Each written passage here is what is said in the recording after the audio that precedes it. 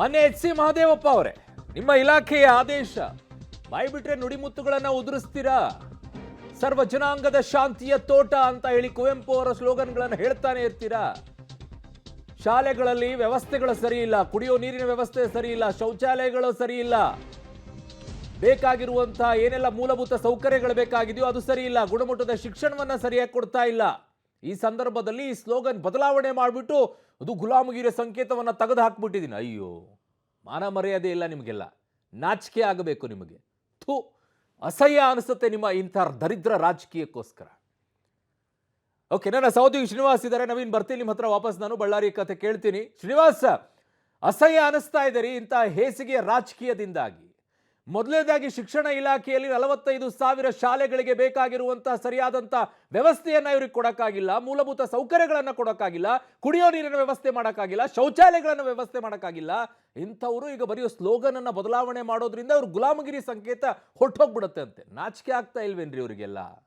ಅರುಣ್, ಆ ಒಂದು ಪದದ ಅರ್ಥ ಬಹುಶಃ ಕೆಲವು ಅಧಿಕಾರಿಗಳಿಗೆ ಗೊತ್ತಾಗ್ತಿಲ್ಲ ಅಂತ ಅನ್ಸುತ್ತೆ. ಹಾಗಾಗಿನೇ ಇಂತಹ ಬರಹಗಳನ್ನ ಬದಲಾವಣೆ ಮಾಡಿರುವಂತದ್ದು. ಅರುಣ್, ನಾನೊಂದು ಸ್ಕ್ರೀನ್ ಶಾಟ್ ಅನ್ನು ತೋರಿಸಿದ್ದು ಟೆಲಿಗ್ರಾಮ್, ಅಂದ್ರೆ ಕ್ರೈಸ್ ಶಾಲೆಯಲ್ಲಿ ಅಫಿಷಿಯಲ್ ಆಗಿರುವಂತದ್ದು. ನಿಮಗೆ ದೃಶ್ಯಗಳಲ್ಲಿ ತೋರಿಸೋದ್ರಲ್ಲಿ ಕ್ರೈಸ್ ಅಫಿಷಿಯಲ್ ಟೀಮ್ ಅಂತ ಇದೆ.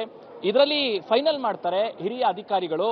ಜ್ಞಾನ ದೇಗುಲವಿದ್ದು ಧೈರ್ಯವಾಗಿ ಪ್ರಶ್ನಿಸು, ಇದೇ ಫೈನಲ್ ಅನ್ನುವಂತಹ ಸೂಚನೆಯನ್ನ ಈ ಗ್ರೂಪ್ ನಲ್ಲಿರುವಂತಹ, ಅಂದ್ರೆ ಟೆಲಿಗ್ರಾಮ್ ಗ್ರೂಪ್ ಇದು, ಸಮಾಜ ಕಲ್ಯಾಣ ಇಲಾಖೆ ಮತ್ತೆ ವಸತಿ ಇಲಾಖೆಗೆ ಸಂಬಂಧಪಟ್ಟಂತಹ ಗ್ರೂಪ್ ಇದು.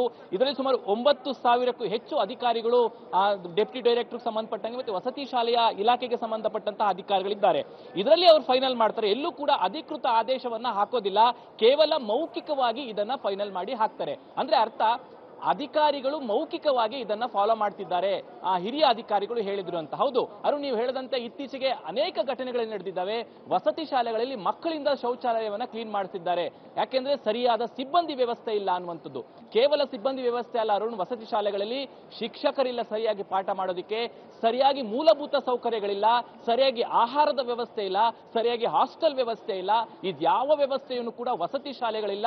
ಆಸ್ ಪರ್ ಮತ್ತೆ ನಮ್ಮ ಸರ್ಕಾರಿ ಶಾಲೆಯಲ್ಲೂ ಕೂಡ ಇದೇ ರೀತಿ ಬಹುತೇಕ ವಾತಾವರಣ ಇದೆ. ವಸತಿ ಶಾಲೆ ವಿಚಾರಕ್ಕೆ ಬರೋದಾದ್ರೆ, ಮಕ್ಕಳು ಮನೆಯೆಲ್ಲ ಬಿಟ್ಟು ಬಂದು ಇಲ್ಲಿ ಓದ್ತಾ ಇರ್ತಾರೆ.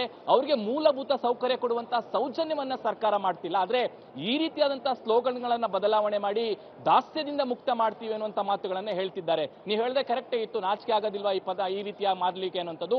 ಸತ್ಯವಾಗಿ ಅಧಿಕಾರಿಗಳು ಅರ್ಥ ಮಾಡ್ಕೊಳ್ಬೇಕಾಗತ್ತೆ. ಮೊದಲು ಗುಣಮಟ್ಟದ ಶಿಕ್ಷಣ ಕೊಡಿ, ಮೊದಲು ಮೂಲಭೂತ ಸೌಕರ್ಯಗಳನ್ನು ಕೊಡಿ, ಮೊದಲು ಮಕ್ಕಳಿಗೆ ಶಿಕ್ಷಣ ಟೀಚರ್ಸ್ ಗಳನ್ನ ಕೊಡಿ, ಶೌಚಾಲಯಗಳನ್ನು ಕೊಡಿ. ಇದೆಲ್ಲವೂ ಕೊಟ್ಟು ಅದಾದ್ಮೇಲೆ ಏನ್ ಬೇಕೋ ಬದಲಾವಣೆ ಮಾಡಬಹುದು. ಇದ್ಯಾವುದೂ ಸರಿ ಇಲ್ಲದೆ ಕೇವಲ ಒಂದು ಪದವನ್ನ, ಒಂದು ವಾಕ್ಯವನ್ನ ಸರಿ ಮಾಡಿ ನಾವು ವಸತಿ ಶಾಲೆಗಳನ್ನ ಉದ್ಧಾರ ಮಾಡ್ತೀವಿ ಅಂತ ಹೊರಟಿರೋದು ನಿಜವಾಗ್ಲೂ ಹಾಸ್ಯಾಸ್ಪದ ಅಂತ ಇರ್ಬೋದು. ಬಹುಶಃ ಯಾವುದೋ ಒಂದು ಅಜೆಂಡಾವನ್ನ ಇಟ್ಕೊಂಡು ಈ ರೀತಿಯಾಗಿ ಬರಹಗಳು ಬರೆಸಿದ್ರ ಅಧಿಕಾರಿಗಳು ಅನ್ನುವಂತಹ ಪ್ರಶ್ನೆಗಳು, ಅನುಮಾನಗಳು ಸಹಜವಾಗಿ ಕಾಡುತ್ತೆ ಅರುಣ್. ಬಹಳ ಅಸಹ್ಯ ಅನಿಸ್ತಾ ಇದೆ. ಇಂತಹ ಚಿಲ್ಲರೆ ವಿಚಾರಗಳಿಗೆ ಬಂದು ತಲುಪ್ತಾ ಇದ್ದಾರೆ ಅಧಿಕಾರಿಗಳು. ಮಾಡೋ ಕೆಲಸವನ್ನ ಮಾಡೋದು ಬಿಟ್ಟು ಇನ್ನೇನೋ ಮಾಡಿದ್ರು ಅಂತೇಳಿ. ಇದಕ್ಕೆ ಆ್ಯಕ್ಚುಲಿ ಕಣ್ಣಂಗೆಲ್ಲ ಬದಲಾವಣೆ ಮಾಡೋಕ್ಕಾಗೋದಿಲ್ಲ. ಕೇಳಬೇಕಾಗತ್ತೆ, ಅದಕ್ಕೆ ತಗೊಳ್ಬೇಕಾಗತ್ತೆ. ಈ ಗ್ರೂಪ್ಗಳಲ್ಲೇ ಚರ್ಚೆ ಮಾಡಿ ಇಂಥದನ್ನೆಲ್ಲ ಬದಲಾವಣೆ ಮಾಡಿಬಿಟ್ಟು ಅದೇ ಮೌಖಿಕ ಆದೇಶ ಅಂದರೆ ಕೇಳೋಕ್ಕಾಗಲ್ಲ. ಇದು ತಪ್ಪು.